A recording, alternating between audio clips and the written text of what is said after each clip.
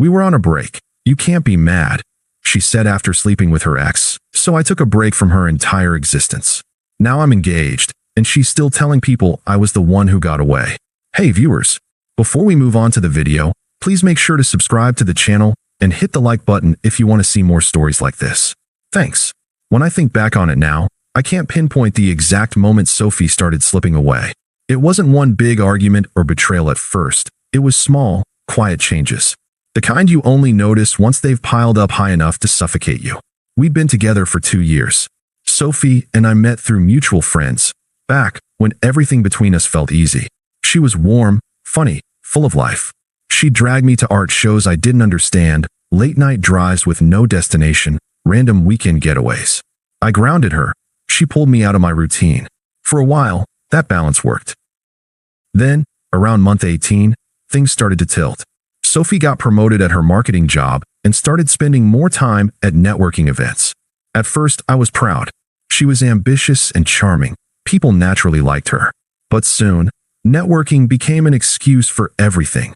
Staying out late, ignoring my texts, canceling plans last minute. I wasn't suspicious right away. I knew what it meant to be busy. I worked in IT, long hours, sometimes late nights on call. But the energy between us changed. She got impatient when I asked simple questions, defensive about her phone, distant when I tried to talk. Then came the nostalgia, the kind that felt like poison wrapped in a smile. She started mentioning Ryan again.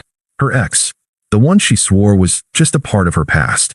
I ran into Ryan at a conference today, she said one night, casually, like she was mentioning the weather. It was weird, but we're cool now. I didn't say much. Just nodded, though my stomach tightened. Over the next few weeks, his name started popping up more and more. Ryan sent me this funny meme. Ryan says he might move back to town. Ryan's actually not that bad of a guy once you forgive the past. I tried to be reasonable. I told myself not to overthink it. But one evening, I walked into the living room and saw her smiling down at her phone. That quiet, private kind of smile.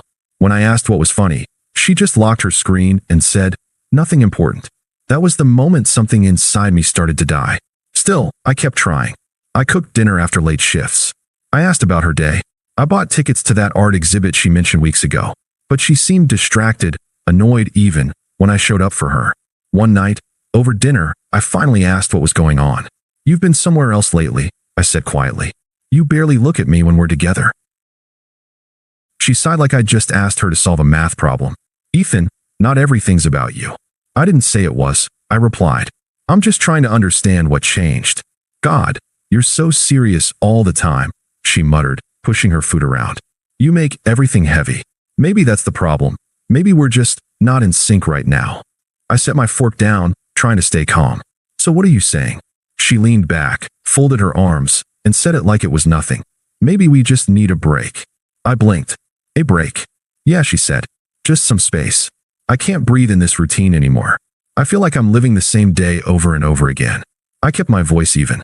"So, you're saying we take some time apart? To figure things out?" She shrugged. "I guess. Don't make it a big deal." I nodded slowly, though every part of me wanted to argue. "All right, if that's what you need." "Thank you," she said, relieved, almost happy. That night, when I left her apartment, I didn't realize I was closing a chapter for good. I thought we were cooling off. That space might actually help. I told myself she just needed time to miss me. But the truth was, Sophie didn't want space. She wanted freedom, and she already knew what she was going to do with it. The first week after Sophie said she wanted a break, I tried to treat it like a temporary reset, not a breakup. I kept busy with work, went to the gym, caught up with a few old friends I'd neglected. I didn't text her, and she didn't text me. It was strange, but I told myself space could be good. By week 2, though, the silence started to feel less like space and more like distance. The kind that doesn't close itself. Her social media told me more than her words ever did. She started posting pictures again, dressed up, out at rooftop bars, laughing with people I didn't recognize. I didn't see Ryan in the photos, but something about her captions, "Some nights remind you who you are," made my stomach twist. I still didn't reach out. I wasn't going to chase her. Then, one Friday evening, I got a text from Megan, a mutual friend who'd always been pretty neutral between us. "Megan, hey, I don't want to get in the middle of anything, but are you and Sophie still together?" "Me? We're on a break, I guess." What? Megan, you should probably know she's been seeing Ryan. They were out together last weekend, holding hands, kissing. People from her work saw them. I just stared at my phone for a minute. Not angry, not shocked, just empty. I waited until the next day before I said anything. I didn't want to confront her over text. I drove to her apartment, the same one where we'd spent countless lazy Sundays, and knocked on the door. She opened it wearing a loose sweatshirt, hair up in a messy bun, like nothing had happened. Ethan? Wow. You could have called, she said, half smiling. I didn't think this was a conversation for text, I said. She crossed her arms, already defensive. Okay, what's this about? I heard you've been seeing Ryan again. Her face froze for a second, then relaxed into that dismissive smirk she always used when she didn't want to take responsibility. Seriously? You're listening to gossip now, so it's not true. She shrugged. I mean, we've hung out a couple times. But Ethan, we were on a break. You can't be mad about that. My jaw tightened. You said you needed space, not a replacement. Oh, come on, she scoffed. You're making it sound like I cheated. We weren't together, technically. And honestly, Ryan just understands me in ways you never did. That one stung. Not because I believed it, but because she wanted it to. So, you and I were over the second you said you wanted space? I asked quietly. She rolled her eyes. Don't twist things. It's not that deep, Ethan. We were figuring things out. And Ryan was there for me when you weren't. I wasn't there because you asked me not to be, I said calmly. She sighed, annoyed. God, this is exactly what I mean. You always overthink everything. It's like you need everything labeled, defined, perfect. Life doesn't work that way. I just stood there, letting her dig her own hole. When she realized I wasn't fighting back, she tried to soften her tone. Look, I didn't plan for anything to happen, okay? We just talked, and one thing led to another. It didn't mean anything. I nodded slowly. It meant enough for you to hide it. Don't act like you're some saint, she snapped. You probably talked to other girls too. I didn't, I said, because I thought we were worth waiting for. Her expression faltered, just for a second. Then she smirked again, defensive to the end. You're overreacting. It's not like I'm moving in with him. That was the moment something inside me flipped from hurt to clarity. I took a breath, steady and quiet. No worries, Sophie. Take all the space you need. Just don't expect to find me in it when you're done. She blinked, thrown off. What does that mean? It means I'm done waiting, I said, turning for the door. Ethan, don't be dramatic, but I was already walking down the hallway. I didn't slam the door, didn't yell, didn't look back. I just left. That night, I packed up the few things I still had at her place. My charger, a jacket, a photo frame she never noticed was missing, and loaded them into my car. I didn't text her to say goodbye. I didn't need to. She'd already made it clear what we were, a placeholder between her impulses. And I was finally done being the steady ground she kept walking over to chase storms. The first few days after I walked out of Sophie's apartment were strangely calm. No yelling, no closure talk, no we can fix this. Just silence. I thought it would hurt more, but it didn't. It was like I'd been holding my breath for months and finally exhaled. Still, I kept replaying that conversation in my head. The way she said, it didn't mean anything. The way she deflected, minimized, twisted everything into my fault. I realized that was how every argument went. She always came out clean, and I was always too sensitive, or too controlling, or too much. It was never about what she did. It was about how I reacted. And for the first time, I wasn't reacting. I started focusing on myself again. Going to the gym became routine, not distraction. I ate better, slept better, even started hanging out with coworkers outside of work, something I hadn't done in years because Sophie always complained that I didn't make enough time for her. It was like rediscovering who I was before her. Meanwhile, she tried to keep up the illusion online. More pictures, more fake laugh smiles. A post with the caption, "Sometimes things fall apart, so better things can come together." That one almost made me laugh. But the mask started cracking fast. By the third week, Megan texted me again. Megan, not my business, but Sophie and Ryan are already fighting. Loudly. At a bar. About you. I didn't reply. I didn't need to know the details. A few days later, Sophie texted me for the first time since the confrontation. Sophie, hey, I just wanted to check in. How are you? I stared at it for a while before replying me. I'm good. You. She responded instantly. Sophie, I've been better. Things have been complicated. I didn't reply. A minute later, another message came through. Sophie, can we maybe talk? Not about us. Just talk. That was such a Sophie move. Not about us, meaning exactly about us. I didn't answer. For a week, she kept trying. Random texts at night. A few funny memes she knew I'd like. A photo of our old cat, which she still had, with the caption, "He misses you." I ignored them all. It wasn't anger anymore. It was peace. I just didn't want anything to do with her chaos. Then one Sunday morning, I saw her outside my apartment building. She was leaning on her car, sunglasses on, pretending to scroll through her phone. I almost laughed at how predictable she was. When she saw me, she straightened up quickly. "Ethan." "Hey." I didn't say anything, just waited. She took off her glasses, and for the first time, she looked unsure. I was in the area. Thought I'd stop by. I nodded. "Okay. I just wanted to say I'm sorry. For everything." "Okay," I said again. That seemed to bother her. "That's it. What do you want me to say?" "I don't know," she said, voice cracking a little. I miss you. And I hate how things ended." "Things didn't end," I said calmly. "You ended them. I just accepted it." She looked down. "Ryan and I, we're not talking anymore. It was a mistake. I see that now." I almost pitied her. Almost. "Sophie," I said, "you didn't make a mistake. You made a choice. You chose him. You chose to lie, to test me, to see if I'd wait while you figured yourself out. And now you're just upset that your choice didn't pay off." Her eyes watered. "That's not fair." "It's completely fair," I said. "You wanted space, you filled it with someone else, and now you're alone. That's what space gets you." She tried to reach for me, but I stepped back. "Ethan, please. I just want to talk. I messed up, I know that. I don't want to lose you completely." "You already did," I said quietly. And I walked past her, back inside my building. She didn't follow. That was the last time I saw her in person. Over the next few months, life just moved on. I stopped checking her social media, deleted our photos, stopped caring about who she was with or what she was doing. By the time she realized I wasn't coming back, I'd already built something better: peace, clarity, self-respect. And the irony? She'd been chasing freedom the whole time, only to find out she was the one trapped by her own indecision. I just stopped being part of it. 3 months passed. By then, Sophie was just a distant memory, a lesson, not a wound. I'd thrown myself into work, landed a promotion, and started managing a small team. The irony wasn't lost on me. The same job she mocked for being too stable became the very thing that set me free. I wasn't dating anyone yet, but for the first time in years, I didn't feel lonely. My apartment was quiet, organized, peaceful. I could leave my shoes by the door without someone rolling their eyes about messy habits. Life just felt clean.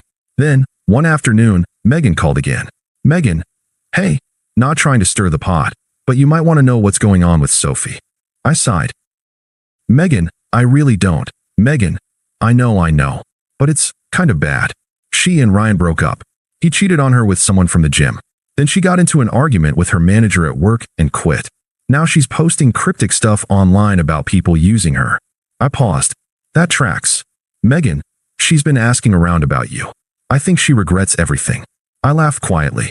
Regret doesn't mean change. Still, I couldn't help checking her Instagram that night, for the first time in months. It was like watching a slow-motion car crash. The confident, smug version of Sophie was gone. Her posts were different now, long captions about starting over, learning to love yourself again, and trusting the universe. Translation: rock bottom. The final straw came a week later, when she texted me again. "Sophie, hey, I know it's been a while. I just wanted to say I really miss you. I was stupid. I threw away something real." I didn't reply. 2 days later, "Sophie, please, Ethan. I know I hurt you, but I've changed. I've been doing therapy, journaling, working on myself. I just want a chance to show you." Nothing. Then came the long one. "Sophie, you always said I'd regret losing you, and you were right. I thought I needed excitement, but all I found was chaos. You were the only person who ever made me feel safe. I see that now. I'd give anything to go back." For a moment, I sat there rereading it. Not because I missed her, but because I realized how differently I felt now. There was no anger, no longing, no ache, just a quiet detachment. She finally said everything I used to beg to hear, but now, it meant nothing. I left the message unread. A few weeks later, I got an email. Professional this time. Subject: "Hey stranger, smiley face." From sophie.benson.work@gmail.com. I opened it out of curiosity. "Sophie, hey, I heard from Megan that your company is hiring a marketing coordinator. I know this is awkward, but I'm applying. I hope there aren't any hard feelings. It would be nice to see you again. I stared at the screen for a good minute, half amused, half stunned. Of all places, she wanted to work with me. When HR brought her name up during interviews, I didn't say a word. I didn't need to. Her resume wasn't bad, but she had a reputation now.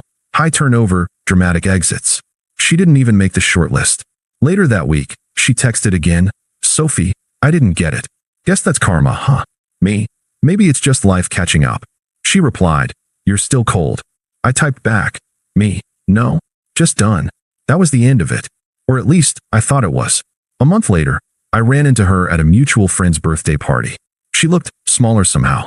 Same sharp eyes, same perfect hair, but the energy was gone. She forced a smile when she saw me. "Ethan, wow, you look good." "Thanks," I said, nodding politely. "I've seen your work updates." "You're killing it." "I'm doing all right." She took a sip of her drink, hesitated. "You're not seeing anyone, are you?" "No." Her eyes lit up. "Then maybe we could." I stopped her. "No, Sophie. We couldn't." She blinked. "You don't even want to talk about it?" "There's nothing to talk about," I said calmly. "You made your choice. I accepted it. And now I'm living with peace. I'm not going to trade that for déjà vu." Her smile cracked. "So that's it. After everything we had." I nodded. "That's it." For the rest of the night, I barely noticed her. She lingered nearby, watching me laugh with friends, probably realizing for the first time that I was completely out of her orbit. That's when it hit me. I didn't need revenge or closure. Watching her realize she'd lost all power over me was the real ending. I'd moved on. She hadn't. And nothing I could ever say would sting more than that simple truth. After that birthday party, I thought Sophie would finally take the hint and move on. But I underestimated how far she'd fallen, and how much she hated losing control. At first, it was small things. A random, "Hey, remember this?" text with a photo of our old vacation. Then a "just checking in, hope you're doing okay." All ignored. Then it turned into calls, late night, missed, then voicemails I didn't listen to. Then mutual friends started mentioning her name again. "Sophie's been asking if you're seeing someone. She told people you two might get back together. She said you've been cold, but that you still care." I just smiled. She can say whatever helps her sleep. Then came the real humiliation, not for me, but for her. My company hosted a networking event downtown. Nothing fancy, just drinks, music, and small talk with clients. It was one of those nights where everyone was in their best mood, shaking hands and pretending to care about synergy and brand growth. I was talking with a client when I saw her. Sophie. She'd shown up with Megan, who worked at another firm that was attending. I could see the exact moment she spotted me. Her face froze, then brightened in that fake, "I'm totally fine" kind of way. She approached with her drink half full and confidence half faked. "Ethan," she said, smiling too wide. "Fancy seeing you here." I nodded politely. Sophie. Megan, bless her, looked like she wanted to vanish. "I'll, go say hi to someone," she mumbled and left us. Sophie looked me up and down, clearly taking in my suit, the name badge with project lead under my name, the easy conversation I'd just been having with our clients. "You look good," she said finally. "So do you." I lied. She gave a little laugh, the kind that used to get her whatever she wanted. "I've been keeping busy, working freelance now, trying to get back on track." I nodded. "Good for you." She tilted her head. "You don't make this easy, you know." "Make what easy?" "Talking to you. I'm not sure we have much to talk about." Her smile faltered. "I know I messed up, okay? I'm not denying that. But I thought maybe we could start fresh. Just coffee. No expectations." I looked at her for a long second. "Sophie, I don't hate you. But I also don't have any reason to see you again. I'm not angry. I'm just done." Her eyes flickered. "You say that like it's that simple." "It is." She laughed under her breath, but it wasn't confident this time. It was brittle. "You can't just pretend we never existed." "I'm not pretending. I just stopped living in the past." She stepped closer. "You used to love me." "I did," I said evenly. "Until you made sure I couldn't." That landed like a brick. She froze, blinking fast.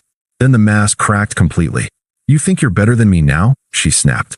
"Just because you got a promotion and grew a beard?" I stayed silent. "You think walking away makes you strong? You're just cold, Ethan. You've always been cold." "I wasn't cold," I said quietly. "I was patient, and you mistook patience for weakness." That was it. Her face twisted, embarrassment, anger, regret all mixing together. People nearby had started glancing over. She realized it too, because she straightened up and forced a laugh, pretending nothing happened. "Whatever," she said, shrugging like it didn't sting. "You'll regret this someday." "Maybe," I said, "but not today," and I walked away. The rest of the night, I didn't look back once. But apparently, she didn't let it go. Megan told me later that Sophie broke down crying in the bathroom after I left. She'd been drinking, telling anyone who would listen that Ethan's changed, and he's not the same guy anymore. That part was true. I wasn't the same guy. I was the version of myself I'd been before she chipped away at my confidence, before she made me feel small to make herself feel big. Sophie wasn't facing karma because I wanted her to. She was facing it because she finally had to live without the version of me who absorbed all her chaos. And without me, her world didn't hold up. After that event, I didn't expect to ever hear from Sophie again. But life has a way of giving people one last chance to embarrass themselves. It happened about 6 months later. By then, my life looked completely different.